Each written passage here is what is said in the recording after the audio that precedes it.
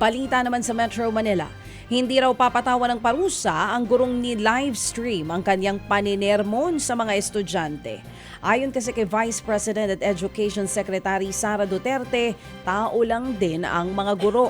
Sa isang ambush interview sa Cambodia, iginiit ni VP Sara na nauunawaan niya ang hugot ng teachers. Natanggap na rin daw ng bise ang paliwanag ng viral teacher sa Department of Education Regional Office. Yan ay matapos patawan ng show cause order ang guro nitong Lunes. Nilinaw raw ng guro ang dahilan ng kaniyang paninermon. Hindi rin raw alam ng guro na naka-live pala siya sa social media. Ayon kay VP Sara, isa sa ilalim ng paaralan sa stress debriefing at psychosocial support ang mga estudyante ng nag-viral na teacher.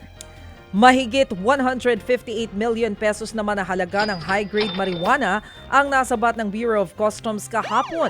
Natagpuan ang mga ito sa loob ng 6 na balikbayan box mula Thailand. Nadiskubre ang mga droga sa ginawang inspeksyon sa Manila International Container Port.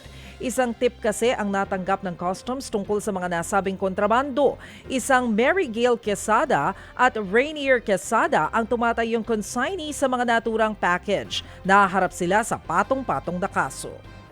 Nagdeklara na ng outbreak ng pertussis o ubong dalahit sa Quezon City.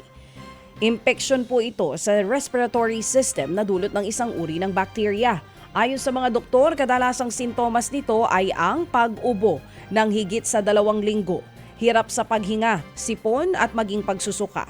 Mabilis din daw itong makahawa.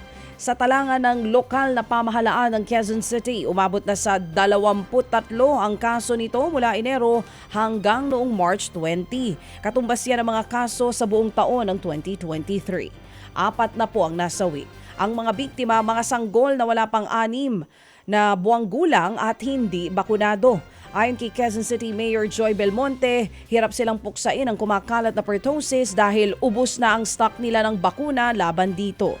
Ayon naman sa Department of Health, sa ngayon wala pa silang stock ng bakuna kontra pertussis. Posibleng sa Mayo pa raw magkaroon ng supply nito. Habang hinihintay pa ang bakuna, pinaalalahanan muna ang publiko na magsuot ng face mask. Lalo't pwede rin itong tamaan ang mga matatanda.